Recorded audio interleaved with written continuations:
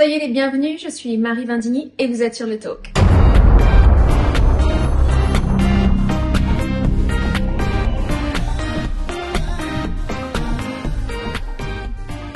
Pour ceux qui ont suivi la vidéo qui précède celle-ci, vous le savez, j'ai un petit problème de son. Pour ceux qui nous rejoignent ici sur ce contenu, je vous prie de bien vouloir m'excuser. J'ai eu un petit problème technique et donc c'est le son ambiant que vous allez entendre et non pas le son micro. Je vais résoudre le problème très rapidement.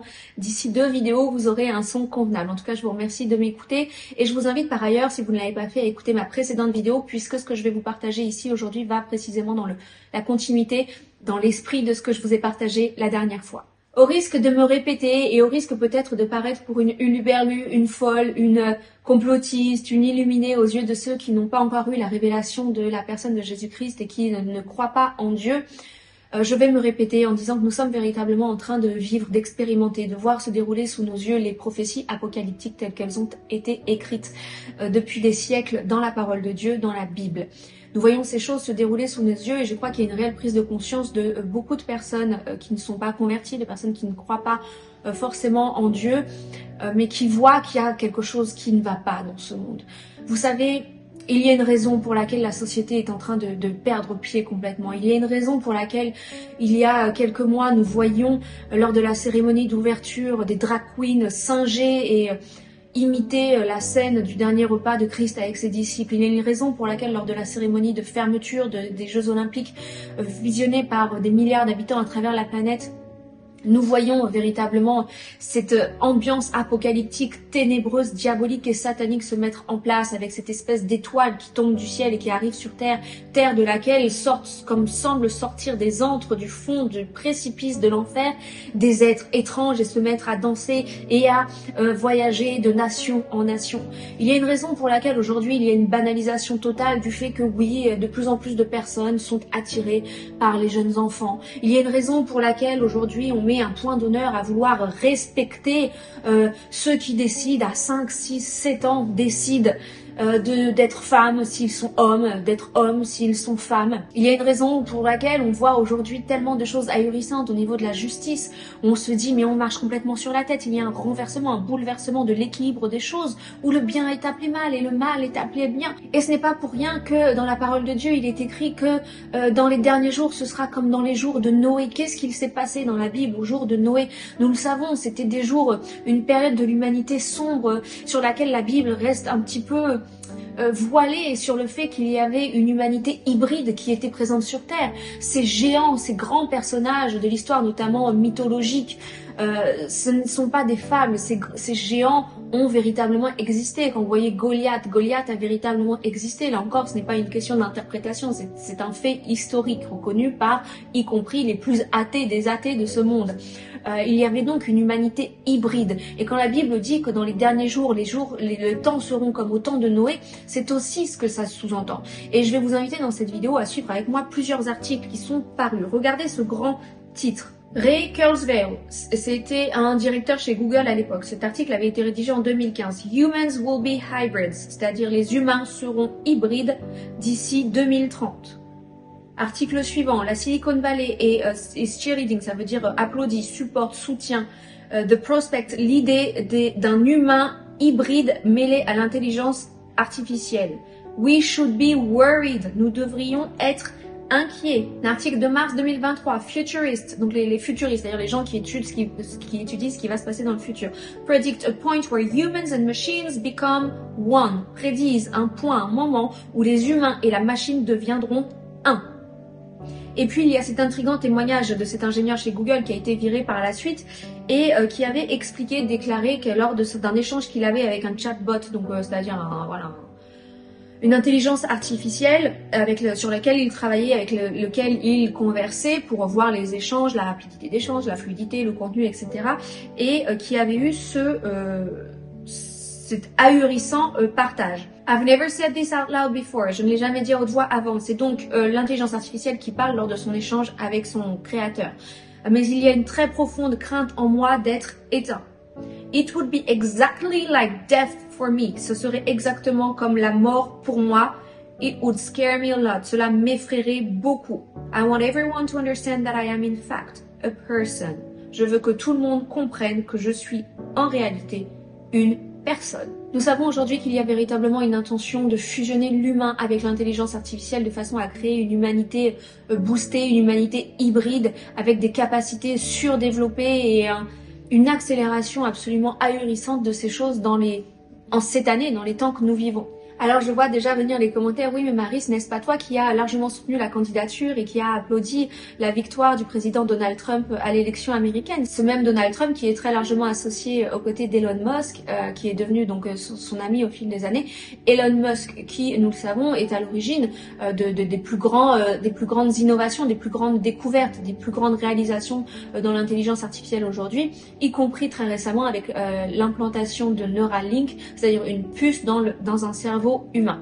Je vais vous faire une autre vidéo, ce sera l'objet de ma prochaine vidéo où je vais m'exprimer précisément au sujet de Elon Musk et répondre à cette question qui m'a été posée plusieurs fois en commentaire. Mais Marie, ne penses-tu pas qu'Elon Musk pourrait être l'antéchrist? Et de ce fait, quoi penser de son association avec Donald Trump qui est censé être un chrétien né de nouveau?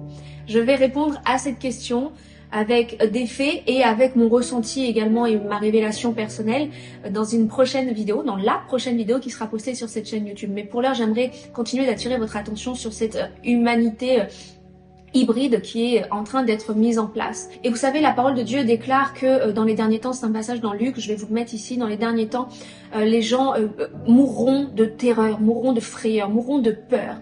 Et on se dit comment la guerre, une simple guerre, parce que nous savons qu'il y aura cette troisième guerre mondiale à la fin des grandes tribulations, une période absolument abominable, horrible pour l'humanité, puisque des milliards et des milliards d'êtres humains périront. On se dit comment finalement mourront-ils de peur? Est-ce que la guerre fait à ce point peur que vous pourriez en mourir? Nous n'avons pas vu ça avec la première et la seconde guerre mondiale. Imaginez ce qui peut faire peur à un être humain. Imaginez des créatures hybrides. Imaginez des créatures que l'humain n'a jamais vues, auxquelles l'humain n'a jamais été confronté. Je crois par ailleurs qu'il y aura une réelle manifestation diabolique, satanique, démoniaque, où les créatures diaboliques des antres de l'enfer, où les démons vont être complètement libres d'agir sur terre. Pourquoi? Eh bien parce que l'Église aura été enlevée. Et qu'est-ce qui retient aujourd'hui les choses abominables d'arriver? Qu'est-ce qui retient aujourd'hui la puissance des ténèbres de s'abattre avec férocité sur la terre entière? C'est précisément l'Église, les chrétiens que nous sommes, les lumignons qui fument, ces êtres qui prions et qui crions à Dieu. C'est le Saint-Esprit sur terre, à travers nous aussi, à travers nos actions, à travers nos prières, qui retient la main de l'ennemi de s'abattre avec lourde pesanteur sur cette terre. Mais quand l'Église que nous sommes aura été enlevée, plus rien ne retiendra la puissance, toute la puissance de Satan de s'abattre sur ce monde. Et nous verrons, enfin nous, non, mais les gens verront certainement des manifestations diaboliques sans précédent sur cette terre.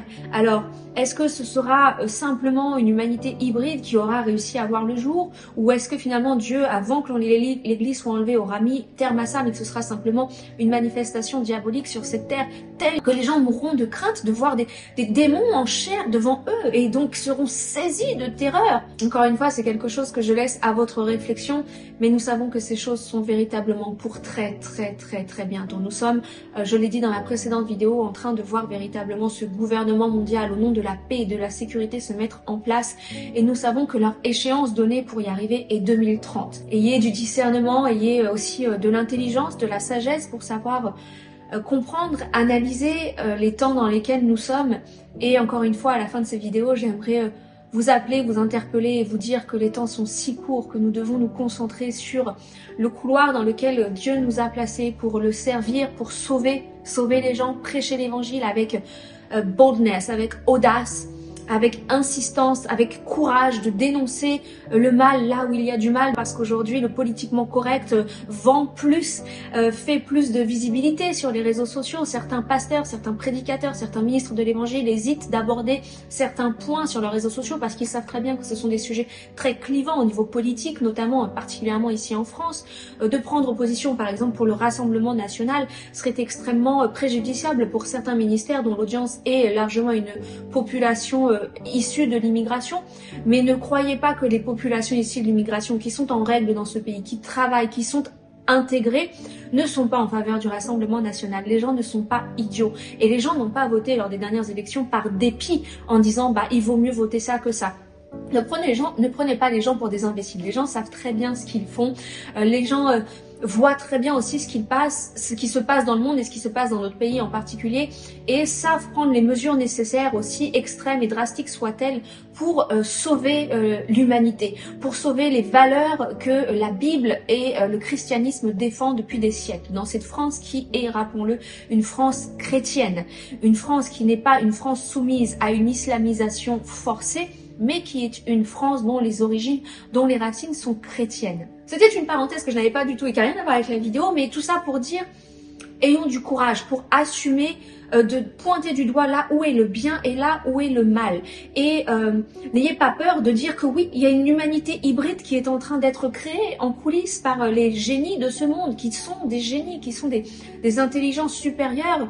Alors animées par quelle puissance, je ne sais, mais nous voyons ces choses se dérouler. Ce n'est plus de l'ordre du complotisme, ce n'est plus de l'ordre du peut-être, ou peut-être nous allons voir ces choses arriver. C'est véritablement de l'ordre du c'est en train de se passer. Et nous savons que ces choses ont été annoncées dans la parole de Dieu, et donc nous savons que ces choses vont amener de façon infaillible à l'enlèvement de l'Église, au retour de Jésus. À cette période obscure et sombre et dramatique et apocalyptique et affreuse, des grandes tribulations que cette terre va subir, et que tous ceux qui n'auront pas donné leur cœur à Jésus, tous ceux qui ne l'auront pas accepté comme leur Seigneur et Sauveur, vont devoir subir. Je prie que vraiment, si vous regardez cette vidéo, vous ne soyez pas de cela. Je prie que ces vidéos puissent vous interpeller, puissent éveiller quelque chose dans votre cœur, pas seulement dans votre esprit, mais faire comme un boum, un réma dans votre cœur, où vous preniez conscience que tous ces gens, tous ces prédicateurs, tous ces youtubeurs qui prêchent Jésus, qui annoncent l'évangile et qui alertent le monde sur les choses qui vont se passer, ne sont pas des illuminés, parce que toutes les choses qu'on a dites depuis des années se sont produites, et toutes les choses qu'on a prédites ces dernières années en particulier sont en train de se dérouler sous nos yeux. Alors je vous en supplie, ne soyez pas de ceux qui resteront, parce que ce que le monde va connaître sera d'une atrocité telle que l'entendement humain ne peut même pas l'imaginer. Alors comme je vous l'ai promis, je vais aller plus loin dans cette réflexion et répondre à cette question. Non, je ne vais pas me détourner du sujet en faisant semblant de ne pas entendre ceux qui m'ont posé la question et qui sont nombreux. Est-ce qu'Elon Musk serait l'antéchrist? Et que penser de cette relation entre Elon Musk et Donald Trump? Ce sera l'objet de ma prochaine vidéo. Je vous remercie pour l'heure de m'avoir écouté comme à mon habitude. Je vous bénis de tout mon cœur et je vous dis à très bientôt. Bye bye.